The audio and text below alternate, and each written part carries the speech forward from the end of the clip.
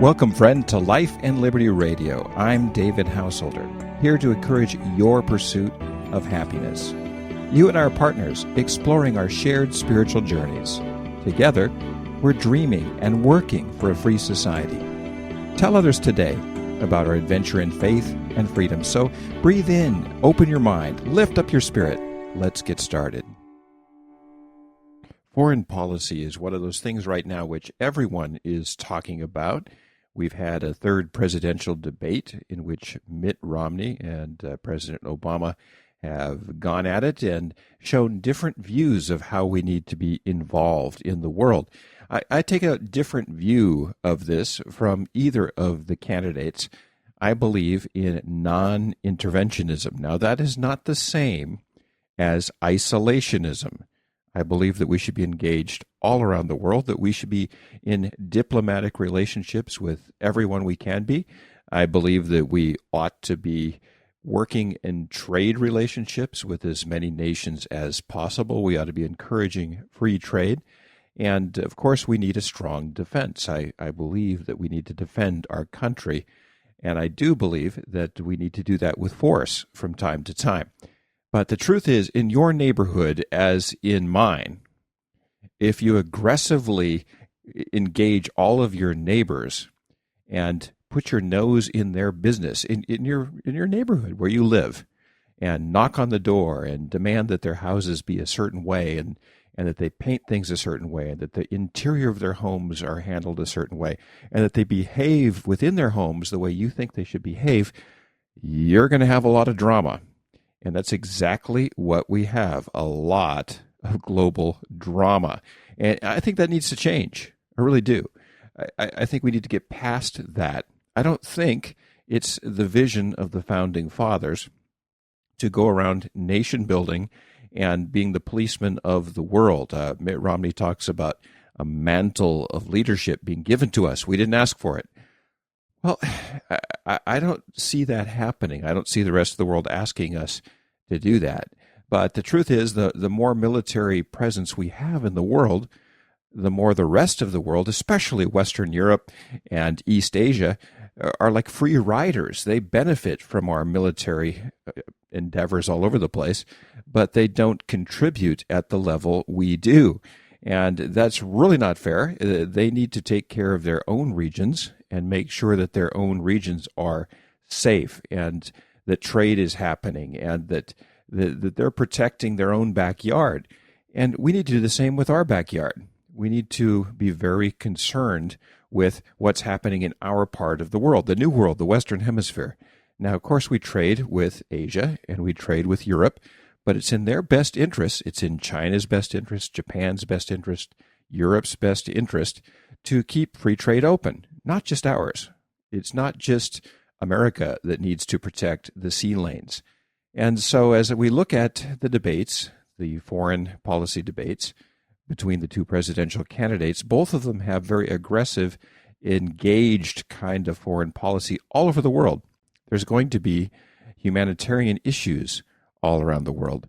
But the truth is, not all of them are the primary responsibility of the United States. Sure, we want to show up whenever there's a tsunami or a great humanitarian tragedy, and we want to pitch in.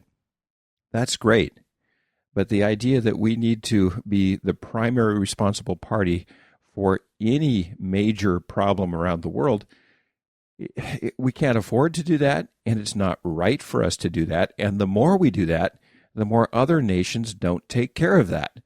Western Europe should be in charge of things in its region, and the same with China and Japan and India and even Africa. So we need to look at this issue differently.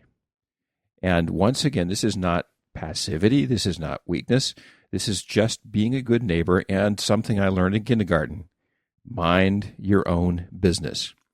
Well, I was at California State University up in Fullerton, and I got a chance to speak personally with a presidential candidate from a third party.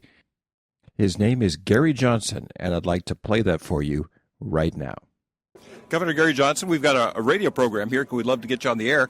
And the big debates are coming up this evening on foreign policy, and you have an entirely different way of looking at that than the other two candidates. Could you tell us just briefly how the other two candidates might be mistaken in their foreign policy? Well, just that we need to stop intervening militarily, that because of our military interventions, I would maintain that we have hundreds of millions of enemies to this country that, but for those military interventions, would otherwise not exist. Here it is. We're funding the insurgents in Syria, and the insurgents are jihadists. Did we not learn anything in Afghanistan? Do we not learn anything from any of our prior experience? And I also noticed that they're talking about missile launchers, shoulder-fired missile launchers in Syria. Well, somehow this is going to come back to bite us in a really big way. Well, we hired a guy named Bin Laden once, a thug, and he came back and used those things against us. Gee, imagine. It happens over and over. People say that President Obama is too idealistic and hopeful President Romney is too aggressive. And what's the smartest part of your way of looking at things? Well, just that this is United States of America. It's supposed to be the beacon on the hill. We're supposed to be the example.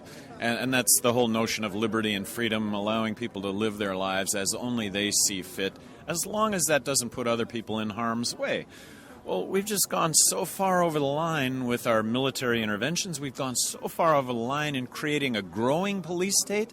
And we've gone so far over the line when it comes to borrowing and spending money in an absolutely unsustainable way that's going to really result in the collapse of the United States government. And Governor Romney says, hey, we shouldn't be borrowing from China to pay for all these things, but we're borrowing from China to pay for the military.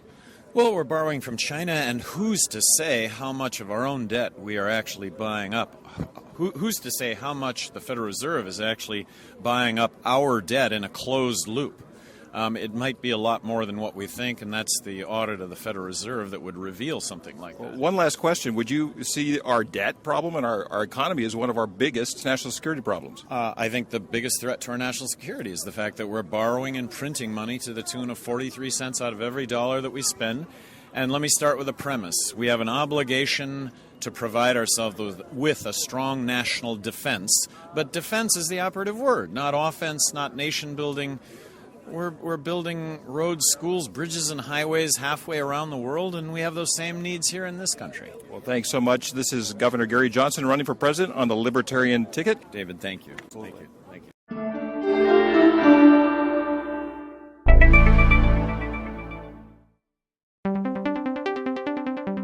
For the trend lines behind the headlines, listen daily to The Bottom Line on KBRT in Los Angeles, KCBC in San Francisco, KBRT740.com, worldwide live streaming. California's voice for life and liberty.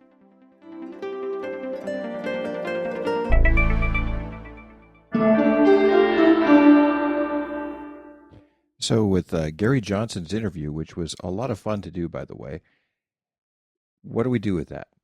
Well, here's what I think I need to do, and that's to look at the two main candidates and ask myself, how can I support the view that Gary Johnson and other non-interventionist libertarians have and still play ball in the real world, because there is no door number 3 with the presidential election. So we have two candidates here. We have Barack Obama and we have Mitt Romney. Now, Barack Obama, I have nothing personally against him at all. I'm not a conspiracy guy. I don't think he's a bad person. I disagree with his statism or his government-oriented fixes for everything. The government needs to jump in and create jobs, make education happen, do green energy. I don't believe in any of that. I don't believe in his stance on abortion, because I believe in life, liberty, and the pursuit of happiness and life. That goes for all human beings, regardless. That has really nothing to do with a spiritual issue, although I am a Christian. The key issue for me is that those babies, and they are babies, there's no question, they're human beings with their own DNA, their own heartbeat. We have to protect all human life if we want to believe in liberty. So I disagree with him on so very many things.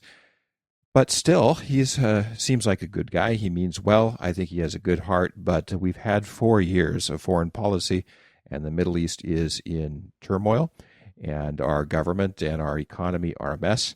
And he's given it a shot, and I don't think that there's any chance that that's going to change much in the next few years. Therefore, we've got Mitt Romney, who is a problem solver, who is a pragmatist, who says perhaps what he needs to get elected from time to time, as many politicians do, but he seems to me to be a fresher way of looking at these things.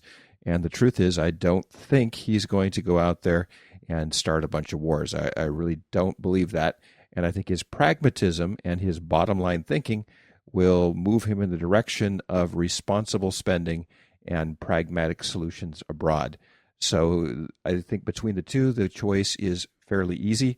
I'm not enthusiastic about the foreign policy of either of them, but I'm a realist, and I want to vote in a direction that actually makes a difference moving towards my views of life and liberty eventually. So I hold very radical life and liberty views, but when it comes to voting, I am a real pragmatist. So we really want to just change minds, and that's what this podcast is about.